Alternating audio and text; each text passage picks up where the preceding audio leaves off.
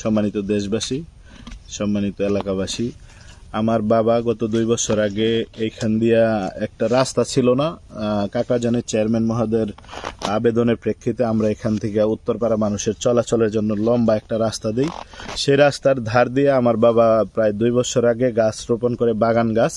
সেই গাছগুলা কতিপয় সন্ত্রাসী দুর্বৃত্তরা কয়েকদিন আগে রাতের আধারে কেটে ফেলেছে এবং ব্যবস্থা গ্রহণ করবার জন্য প্রশাসনের দৃষ্টি আকর্ষণ করছি। আমি আমাদের বড়চনা ইউনিয়ন পরিষদের সুযোগ্য চেয়ারম্যান আজহারুল ইসলাম সাহেবকেও জানিয়েছি বিষয়টা।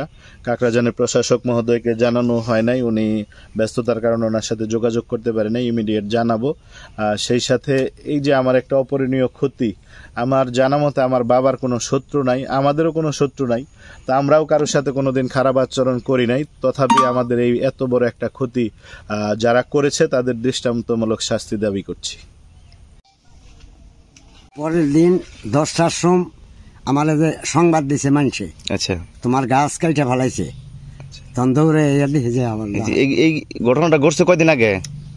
এটা ঘটছে বৃহস্পতিবারের দিন, গত বৃহস্পতিবারে।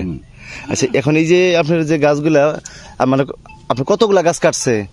গাছ কাটছে 132টা। 32টা। এটা 2 বছর আগেকার গাছ। এটা আপনার জমিতে বা এই রাস্তার পাশে আপনি বলছিলেন। আচ্ছা, এখন এই যে দুর্বৃত্তরা যে রাতের আধারে যে আপনার গাছ যে কেটে ফেলেছে, এই জন্য আপনি কি বিচার দাবি করছেন? আমি বিচার চাই, আমি প্রশাসনের কাছে, আইনের কাছে আমি বিচার চাই। আসসালামু আলাইকুম। যারা এই গাছগুলো লাগাইছে আমার দাদা, যারা এই ক্ষতিগুলা করছে দুর্বৃত্তরা, তাদের দৃষ্টান্তমূলক শাস্তির দাবি করছি আইনের কাছে। এই গাছগুলা কি লিগা ক্ষতি করলো? মসজিদে নামাজ পড়ি মার মার্কে ফারে যাই, আমি আইক করে যাইনি, পথ খারাপ তো দা।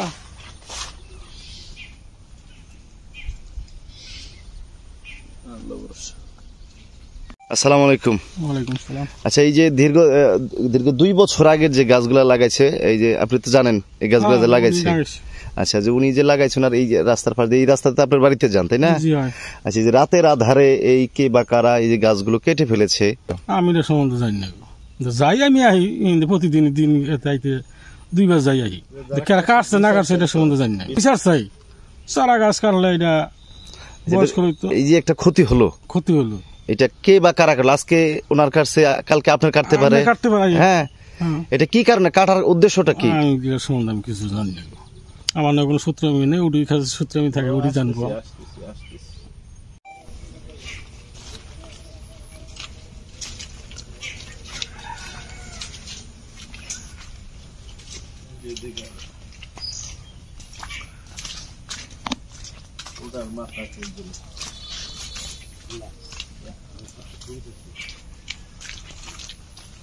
বলে কাটতাম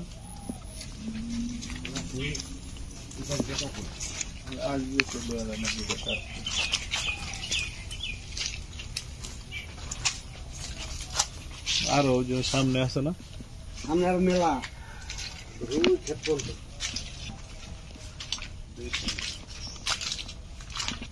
এই জায়গাটা কাটা, ওই জায়গাটা কাটা, ওই যে দেউ দিয়ে কাটছে, এই জায়গাটা কাটা, জায়গাটা কাটা, ওই জায়গাটা কাটছি, জায়গাটা কাটা, বাতাসে লেগে জায়গাটা কাটা, জায়গাটা কাটছে, এই গাছটা কাটে নাই, কাটছে এই যে দাদা খুবাইছে। এই জায়গাটা কাটছে। আচ্ছা, অত্যন্ত দুঃখের সাথে জানাচ্ছি যে আসলে এই গাছগুলোকে আসলে দা দিয়ে কুপিয়ে কাটা হয়েছে এবং আপনারা দেখতেই পাচ্ছেন যে অনেক বড় বড় গাছগুলো আসলে কে বা কারা কাটছে রাতের আধারে, এই ধরনের ক্ষতির সম্মুখীন হয়েছেন। আমরা আপনাদেরকে দেখানোর চেষ্টা করছি যে আসলে একেবারে এই গাছগুলোর 5-7 ফিট করে রেখে সম্পূর্ণ গাছগুলো কেটে ফেলেছেন। আসলে এই গাছগুলো কিন্তু আর হবে না, একেবারে দা দিয়ে কুপিয়ে কেটে ফেলেছেন এই দুর্বৃত্তরা। আমরা চাই যে এই ধরনের ন্যাক্কারজনক এবং জঘন্য কাজ যে করেছে, আমরা আইনের মাধ্যমে, প্রশাসনের মাধ্যমে আমরা দ্রুত বিচারের দাবি জানাচ্ছি। কারণ এই ধরনের ন্যাক্কারজনক ঘটনা এবং একদমই একটা কুলসিত কাজ যারা করছে, তারা সমাজে শান্তি চায় না, সমাজের ভালো চায় না, এবং এই যে বিশৃঙ্খলার যে সৃষ্টি করেছে, একদম এই ধরনের গাছগুলো যে মানুষগুলো কাটতে পারে, নির্দয় মানুষগুলোই এই কাজগুলো করতে পারে। যাই হোক, আমরা কথা বলবো। আসুন, সম্মানিত দর্শক এবং আইন শৃঙ্খলার বাহিনীর দৃষ্টি আকর্ষণ করছি, প্রশাসনের দৃষ্টি আকর্ষণ করছি, রাতের আধারে দুর্বৃত্তরা এই যে গাছ কেটে ফেলেছে। আপনারা দেখতেই পাচ্ছেন যে গাছের মানে প্রায় 5-7 ফিট করে রেখে সমস্ত গাছগুলোই কেটে ফেলেছে। প্রায় 32টা গাছ এখানে কেটে ফেলেছে। এখানে অনেকগুলো এই রাস্তার পাশে গাছ রোপণ করেছিল প্রায় 2 বছর আগে, কিন্তু এই 2 বছর আগে এতদিনে গাছগুলো কাটেনি, কিন্তু দা দিয়ে কুপিয়ে এই গাছগুলোকে আসলে কাটা হয়েছে। যে প্রত্যেকটা গাছের মধ্যে কিন্তু দাগ রয়েছে, আপনারা দেখতেই পাচ্ছেন যে দা দিয়ে কুপিয়ে 32টা গাছ কেটে ফেলেছে। এই ধরনের ন্যাক্কারজনক ঘটনা আসলে ঘটেছে। এটি টাঙ্গাইল জেলার সখীপুর উপজেলার তথা কাকরাজানের একদম সীমান্তবর্তী এলাকা, গায়েনমোড় এলাকা, এবং 10 নং বড়চনা ইউনিয়নের সীমান্তবর্তী এলাকায় গায়েনমোড় এলাকা, এখানেই কিন্তু এই ধরনের ঘটনাটা ঘটেছে। তো মূলত আসলে এই জায়গাটি পড়েছে কাকরাজানের একদমই শেষ অংশে। আমরা দেখতেই পাচ্ছি যে আপনাদের দেখানোর চেষ্টা করছি যে গাছগুলোকে কিভাবে রাতের আধারে দুর্বৃত্তরা এই নির্জন জায়গা দিয়ে, এই গাছগুলো আসলে এই রাস্তাটি একটু নির্জন জায়গা, এখানে বিশাল বড় কলার বাগান রয়েছে, এবং এই পাশ দিয়ে দেখতেই পাচ্ছেন যে আসলে গাছগুলো কিভাবে কাটছে। এই রাস্তাতে একটি মানুষ রাতের আধারে আসলে কমই চলাচল করে, তারপরেও এই ধরনের ন্যাক্কারজনক ঘটনা আসলে ঘটেছে। এটি অত্যন্ত দুঃখজনক ঘটনা। আসলে কে বা কারা রাতের আধারে দুর্বৃত্তরা এইভাবে একজন মানুষের 32টি গাছ সেই 2 বছর আগে লাগানো সেই গাছগুলোকে কেটে ফেলেছে। আমরা অত্যন্ত মর্মাহত এবং বেদনাতুর ঘটনা এটি।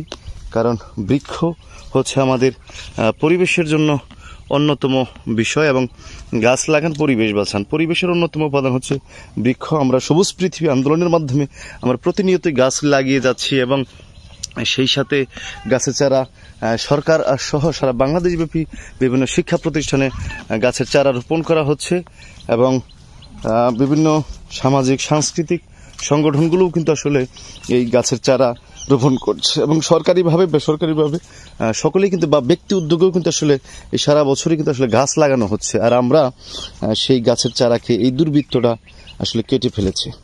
আমরা প্রশাসনের সুদৃষ্টি কামনা করছি এবং এর সঠিক সুষ্ঠু তদন্তের মাধ্যমে সুষ্ঠু বিচারের দাবি জানাচ্ছি। সেই প্রত্যাশাই হচ্ছে আসলে এই এলাকার। আমিও আপনাদেরকে দেখানোর চেষ্টা করলাম। আসলে এই জায়গাটি হচ্ছে আমার ডানে, যে এই ডানে রয়েছে, এটি হচ্ছে যে আসলে কাকরাজানের সর্বশেষ এটি, আর এটি হচ্ছে যে একদম শেষ প্রান্ত দিয়ে রাস্তা কাকরাজানের, এটি বড়চনা ইউনিয়নের একদম শেষ প্রান্তের জায়গা, গায়েনমোড় এলাকার কাহিনী। সম্মানিত সুধী, সকলেই ভালো থাকুন, সুস্থ থাকুন, সুন্দর থাকুন, এবং প্রশাসনের মাধ্যমে সুষ্ঠু তদন্তের মাধ্যমে এই গাছ কাটার বিচার হবে সেই প্রত্যাশা রেখে শেষ করছি। দুরন্ত মিডিয়া থেকে শেখ মোহাম্মদ আল আমিন, গায়েনমোড়, বড়চৌনা, সখীপুর, টাঙ্গাইল।